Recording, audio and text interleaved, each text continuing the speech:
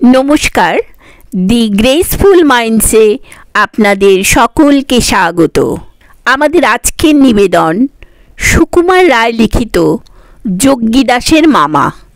গল্প পাঠে আমি স্বপ্না চ্যাটার্জি ও আমার কন্যা সুলগ্না চ্যাটার্জি।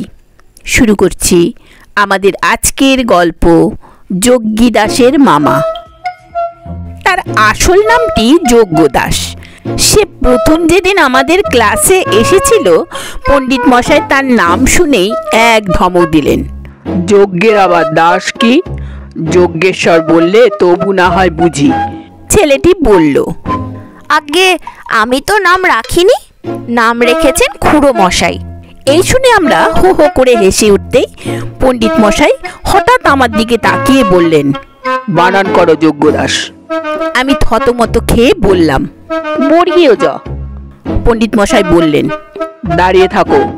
তারপর একটা ছেলে ঠিক বানান বলল পর তিনি আর একজনকে বললেন, সমাস করো। সে বেচারা ভয় পেয়ে বলল, যজ্ঞ ছিল দাস, হলো যোগ্য দাস। অর্থাৎ? পণ্ডিত মশাই বললেন, থাক থাক, আর বলতে হবে না। এমনি করে যোগ্যী দাস আমাদের ক্লাসে ভর্তি হলো। দুদিন না যেতেই বোঝা গেল যে যোগ্যী দাসের আর কোনো বিদ্যে থাকুক আর নাই থাকুক, আজগুবি গল্প বলবার ক্ষমতাটি খুব অসাধারণ। একদিন সে স্কুলে দেরি করে এসেছিল। কারণ জিজ্ঞাসা করাতে সে বলল, রাস্তায় আস্তে আস্তে 25টা কুকুর হা হা করে আমার দিকে তেড়ে এসেছিল। আমি ছুটতে ছুটতে হাঁপাতে হাঁপাতে সেই কুণ্ডুদের বাড়ি পর্যন্ত চলে গেছিলাম। 25টা দূরের কথা, 10টা কুকুরও আমরা একসঙ্গে চোখে দেখিনি। কাজেই কথাটা মাস্টার মশাইও বিশ্বাস করেননি। তিনি বললেন, এত মিথ্যা কথা বলতে শিখলে কার কাছে? যোগ্যী দাস বলল, আগে মামার কাছে। যেদিন হেডমাস্টারের ঘরে যোগ্যী দাসের ডাক পড়েছিল, সেখানে কি হয়েছিল আমরা জানি না, কিন্তু যোগ্যী দাস যে খুশি হয়নি সেটা বেশ বোঝা গেল। কিন্তু সত্যি হোক আর মিথ্যে হোক, তার গল্প বলার বাহাদুরি ছিল। সে যখন বড় বড় চোখ করে গম্ভীর গলায় তার মামা বাড়ির ডাকাত ধরার গল্প বলতো, তখন বিশ্বাস করি আর না করি, শুনতে শুনতে আমাদের মুখ আপনা হতেই হা হয়ে আসতো। যোগ্যী দাসের মামার কথা আমাদের ভারী আশ্চর্য ঠেকত। তার গায়ে নাকি যেমন জোর, তেমনি অসাধারণ তার বুদ্ধি। তিনি যখন রামভজন বলে চাকরকে ডাক দিতেন, ম্যাজিস্ট্রেট সাহেব পুলিশ নিয়ে ছুটে আসতো।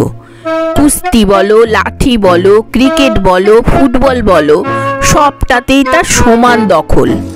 প্রথমটা আমরা বিশ্বাস করিনি, কিন্তু একদিন সে তার মামার ফটো এনে দেখালো। দেখলাম পালোয়ানের মতো চেহারা বটে।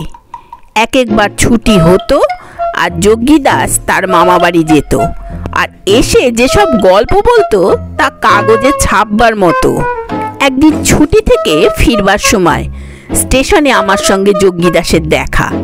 একটা গাড়ির মধ্যে মাথায় পাগড়ি বাঁধা চমৎকার জাঁদরেল চেহারার একটি কোনো দেশি ভদ্রলোক বসে।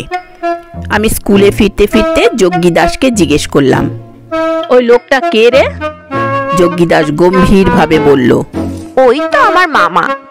সে কি, তোমার মামার ফটোতে তো দাড়ি ছিল না? আজকাল দাড়ি রেখেছেন। আমি বললাম, ফটোতে তো কালো দেখেছিলাম।